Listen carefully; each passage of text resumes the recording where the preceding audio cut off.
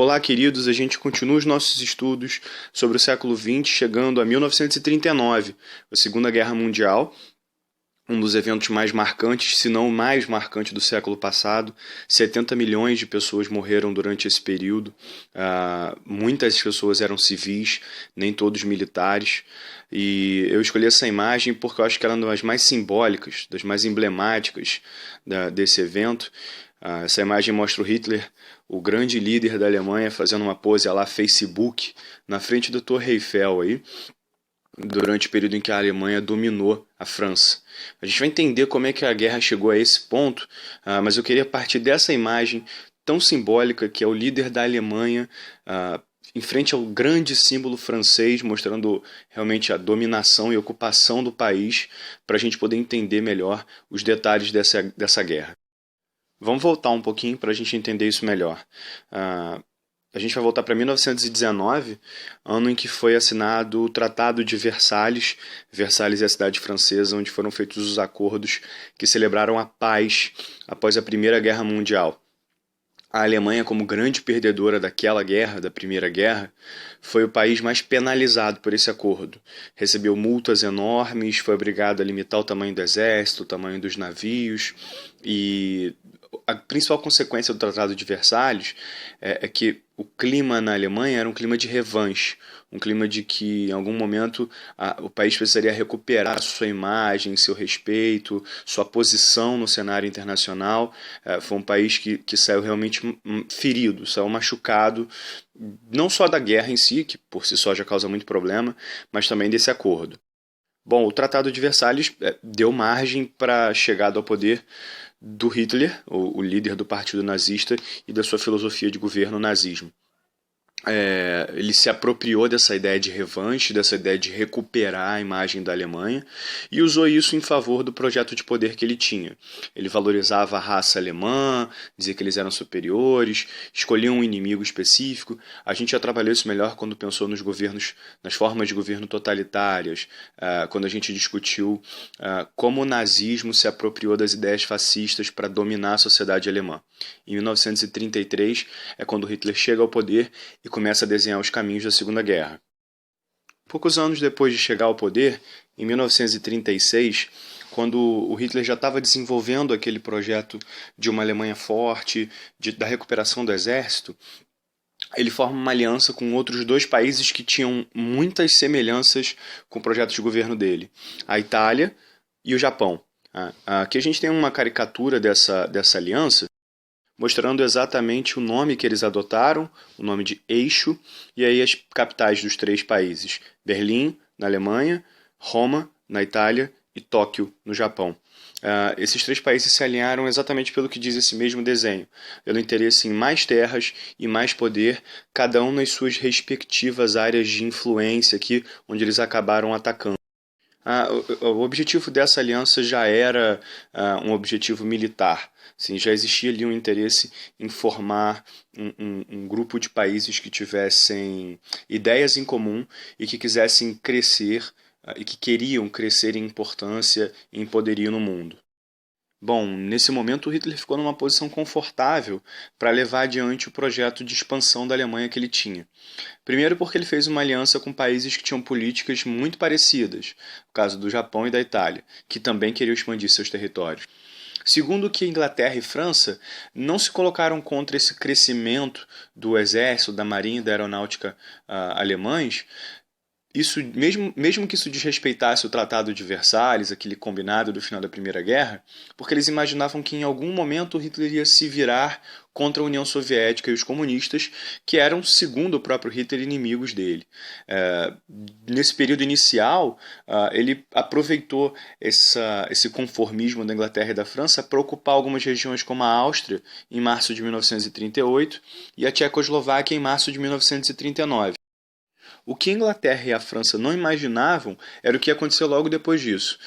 Em agosto de 1939, o Stalin, esse senhorzinho bigodudo aqui, desse bigode lindo nessa foto, e o Hitler assinaram um acordo de não agressão, um pacto de não agressão, ou seja, A Alemanha e a União Soviética não se atacariam em função desse acordo. O nome do acordo é Molotov-Ribbentrop, o nome dos diplomatas dos dois países responsáveis pela negociação, e isso deixou a Europa assustadíssima, porque dois inimigos até então claros deixavam de existir. É óbvio que não deixavam de existir definitivamente, tá? Algumas imagens e charges que brincam com isso são muito claras. Essa aqui à direita, por exemplo, mostra a aliança entre Hitler e Stalin, os dois celebrando aí, comemorando, um com a sua cerveja, o outro com a sua vodka, mas essa charge aqui da esquerda deixa bem mais claro como é que esse acordo acabou funcionando. Os dois países, os dois aliados, na verdade estavam fazendo ali um acordo porque não era ainda o momento para eles se enfrentarem. Eles, obviamente, preferiam se enfrentar num momento em que tivessem os dois mais preparados. E aí a brincadeirinha de como se fosse uma piada as intenções que um tem contra o outro, já que no final das contas o que eles acabariam fazendo era se atacando.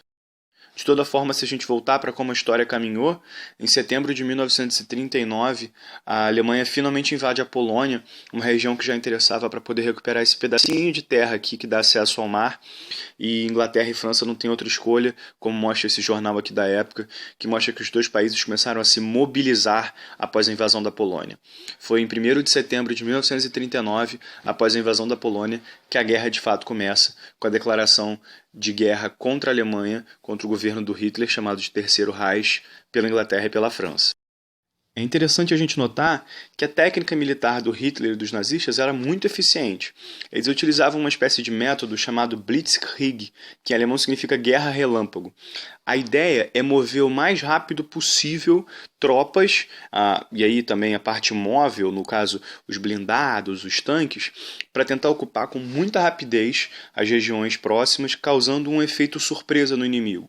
A ideia é não deixar o inimigo nem pensar, nem ter como reagir. Aí a gente retorna para aquele ponto inicial, porque foi dessa forma, com essa velocidade, que o Hitler acabou atacando a Dinamarca, a Bélgica, a própria França, e ocupando essas regiões todas numa velocidade incrível, muito maior do que eles poderiam reagir. Em menos de um ano, praticamente toda essa região central da Europa já estava controlada pelos nazistas. O mapa que eu consegui é um pouquinho fraco, mas a gente consegue perceber que aqui da fronteira com a União Soviética, que acabou ocupando também parte da Polônia naquele momento da invasão, até o final da França, tudo já era praticamente dominado pelos nazistas. Tá? A Itália está aqui embaixo, uma parceira, uma aliada dos alemães, e aí só restava mesmo a Inglaterra, que está aqui isolada, fica numa ilha, e realmente não é de invasão por tropas terrestres tão fácil. Exatamente por não ser tão facilmente invadida, a Inglaterra ofereceu uma boa resistência aos nazistas no período que ficou conhecido como Batalha da Inglaterra. Já que não conseguiu invadir com tropas, porque é realmente muito difícil invadir uma ilha sem que mover muitos soldados através do mar, a Batalha da Inglaterra foi realizada basicamente pelas aeronáuticas, ou seja, pelos aviões dos dois países. De um lado a RAF, a Royal Air Force, a Força Aérea da Inglaterra, e do outro a Luftwaffe, que era a Força Aérea da Alemanha. De certa maneira, eram os caças da RAF contra os bombardeiros alemães, já que o bombardeio, pelo menos no primeiro ano, após a invasão da França, até 1941, foi intenso nas cidades inglesas. Durante todo esse período, a Inglaterra foi essencialmente defendida pelos aviões. O Churchill, que era o primeiro-ministro inglês, disse uma vez que todo o país devia sua sobrevivência mesmo aos pilotos da aeronáutica inglesa. Como eu tinha comentado antes, já era óbvio que aquele acordo de não agressão entre a União Soviética e a Alemanha tinha alguns interesses estranhos por trás. Durante os quase 2 anos em que o tratado valeu, a União Soviética preparou seus exércitos e construiu muito armamento do seu lado, enquanto a Alemanha também se preparou, de certa maneira, para uma invasão que ia assim honrar as ideias do Hitler de que os nazistas precisavam destruir os comunistas. Em junho de 1941 começa uma invasão a partir da Polônia, que tentou chegar até Moscou e tentou controlar a União Soviética. Uma invasão longa, muito difícil. O território da União Soviética, o território russo, é muito grande. O Napoleão já tinha tentado invadir a Rússia mais de 100 anos antes e tinha enfrentado o mesmo problema que o Hitler acabou enfrentando, do inverno muito rigoroso, faz muito frio na Rússia. E essa invasão foi possivelmente uma das causas da derrota da Alemanha. Tá? A gente está falando aqui de uma invasão muito maior do que a invasão da França, muito maior até do que a batalha contra a Inglaterra, com mais tropas, mais aviões, e que acabou custando muito caro para os dois países, mas possivelmente mais para a Alemanha, como a gente vai ver à frente. Como a gente está falando de uma guerra mundial, é importante a gente olhar para o outro lado, falar também da guerra no Pacífico, né? No oceano que está do outro lado, no caso aí ligando a Ásia e a América. Essas imagens aqui são bem simbólicas também, porque mostram a base de Pearl Harbor. É uma base naval, ou seja, onde ficam navios dos Estados Unidos, fica no Havaí. E essa imagem aqui da direita é a imagem de um dos navios dessa base já atacado, pegando bastante fogo. Essa imagem que vocês viram, assim como essa da direita, são do ataque que aconteceu em dezembro de 1941 em Pearl Harbor, do Japão contra os Estados Unidos. Curiosamente, até 1941, os Estados Unidos não estavam na guerra. Mesmo na Europa, eles não colaboravam. Eles até enviavam alguma ajuda militar para a Inglaterra, mas eles não estavam de fato na guerra, não tinham soldados participando. Em dezembro de 1941, os japoneses, sem aviso prévio, atacaram essa base e destruíram muitos dos navios americanos ainda no porto, alguns aviões também que estavam na região, deixando os Estados Unidos um pouco frágeis na área do Pacífico. E aí, obviamente, o governo americano declarou guerra ao Japão. Como existia uma aliança entre o Japão e a Alemanha, os alemães também declararam guerra aos Estados Unidos, e aí os Estados Unidos entraram de fato na guerra. Eu trouxe aí duas imagens, uma dos Estados Unidos, de tropas americanas, outra de tropas japonesas, para ilustrar um pouco das batalhas entre esses dois países, que ficaram concentrados na região do Pacífico, mas também foram muito importantes, custaram muitas vidas dos dois lados. A guerra se arrastou até um pouco além da guerra contra a Alemanha. A guerra na Europa acabou alguns meses antes da guerra contra o Japão, mas foi uma guerra muito delicada também, realizada em muitas ilhas de difícil acesso, de qualidade de vida muito baixa, então muitos soldados morreram doentes também, e uma guerra muito sanguinária. Muitos soldados dos dois lados morreram. A guerra no Pacífico, então, que concentrou aí as disputas entre os Estados Unidos e o Japão, só foi acabar em setembro de 1945 após os ataques nucleares. Aqui tem duas imagens específicas disso.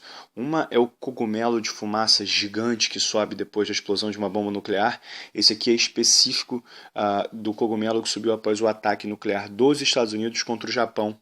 E na direita a gente tem os escombros, o pouco que sobrou da cidade de Hiroshima, no Japão, a primeira cidade atacada, a primeira das duas cidades atacadas por esse armamento produzido pelos americanos. A gente vai ter uma próxima aula específica sobre esse tema, mas é assim que acaba a guerra no Pacífico. Depois desse ataque violentíssimo, os japoneses se rendem e aceitam assinar um acordo de paz. Bom, a gente precisa voltar agora para ver como a guerra acabou na Europa. Em junho de 1944 é quando finalmente os americanos chegam para a guerra, é quando eles enviam seus soldados. A gente está falando do dia D, um evento onde cerca de 100 mil soldados desembarcaram na região da Normandia, essa pontinha de terra aqui na área da França. A ideia era iniciar a partir da Inglaterra uma invasão, aí sim por terra, aquilo que a Alemanha nunca tinha conseguido fazer, para recuperar a França e começar o ataque final contra a Alemanha. Esse desembarque foi essencial. Apesar dele ter custado a vida de muita gente, era um grupo de soldados desembarcando que incluíam ingleses, americanos, canadenses. Ele foi a base, como mostra aqui essa foto de 3 dias depois do evento do dia D, para realmente a entrada do grupo chamado Aliados. Envolvia Inglaterra, França, Estados Unidos, Canadá, na Europa, para recuperar o território dominado pelos nazistas. A partir dessas praias que foram ocupadas na Normandia, foi possível desembarcar tanques, armamentos, munição, suprimentos para as tropas e dar início realmente à recuperação do território europeu. Do outro lado, foi talvez até mais importante o papel dos soviéticos. Uma batalha específica mostra isso, que é a Batalha de Stalingrado, uma cidade onde durante quase um ano, alemães e soviéticos se enfrentaram duramente, milhões de pessoas morreram só nessa cidade, era uma batalha difícil, casa a casa, prédio a prédio, mas ela marca também o fracasso da invasão na União Soviética. De 1943 para frente, os soviéticos começaram a recuperar território. E essa recuperação foi definitiva. A chegada a Berlim, em 1945, foi até anterior pelos soviéticos do que pelos americanos, ou seja, os russos chegaram na Alemanha antes até dos americanos chegarem, ainda que tenha sido coisa de dias. Essa imagem aqui, uma das mais importantes da Segunda Guerra Mundial, mostra a bandeira da União Soviética sendo hasteada numa cidade destruída. Essa cidade é Berlim, a capital da Alemanha, onde, para curiosidade de alguns, cerca de um mês antes da chegada dos soviéticos, da chegada definitiva, o Hitler, o grande líder da nação alemã, tinha se matado junto com a sua esposa Eva Braun. Bom, para fechar agora esse contexto de guerra, é interessante a gente analisar o período que veio logo depois e o que foi feito nesse calor do momento pós-guerra. Primeiro foi criada a ONU, a Organização das Nações Unidas, que existe até hoje, ainda em 1945. A ONU é uma organização que visa unir os países e fazer com que eles possam discutir questões, inclusive ligadas a conflitos.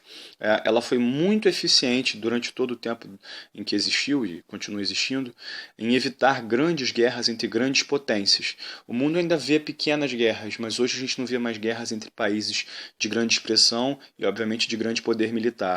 Ao mesmo tempo, os vencedores da guerra viram que não era possível cometer o mesmo erro do final da Primeira Guerra e assinar um tratado frágil como o Tratado de Versalhes, e decidiram dividir realmente a Alemanha em 4 regiões diferentes, sendo cada uma dessas regiões controladas por um país. Aqui a gente vê as bandeirinhas deles e que você pode identificar pelas cores, mas a dominação era da Inglaterra, da França, dos Estados Unidos e da União Soviética, que era onde ficou a capital Berlim. A própria capital também era dividida, tá? Aqui também existiam zonas de controle dos 4, apesar de estar dentro do território soviético. A ideia era realmente impedir que a Alemanha se recuperasse militarmente, como tinha acontecido com Hitler, e viesse a causar uma nova guerra. A gente vai ver isso aqui um pouquinho melhor, essa divisão como ficou, quando a gente for estudar a Guerra Fria. A Guerra Fria que está ligada ao mundo que sobrou depois da Segunda Guerra Mundial. Um mundo onde a Europa tinha sido destruída e onde duas potências começaram a ocupar um lugar muito forte e, de certa maneira, a disputar pelo controle do mundo, até porque eles tinham visões muito diferentes de mundo. Essas duas potências foram a União Soviética e os Estados Unidos. Um comunista, o outro capitalista, cada um com suas peculiaridades, territórios enormes, economias fortes e com uma influência gigantesca nos seus respectivos blocos. Os Estados Unidos controlando mais partes da Europa e da América, e a União Soviética, o que a gente chama de leste europeu, a região da Polônia, Hungria e os países menores que ficam nessa região. Isso tudo a gente vai ver melhor numa próxima aula sobre Guerra Fria, sem não antes tratar na aula exatamente seguinte a essa, de alguns eventos específicos da Segunda Guerra Mundial que eu não falei aqui, como o Holocausto e a própria ideia dos bombardeios pesados e da arma nuclear. Vai ser uma aula curta, mas onde a gente vai tentar discutir algumas das coisas que a gente não falou nesses eventos. A gente se vê lá.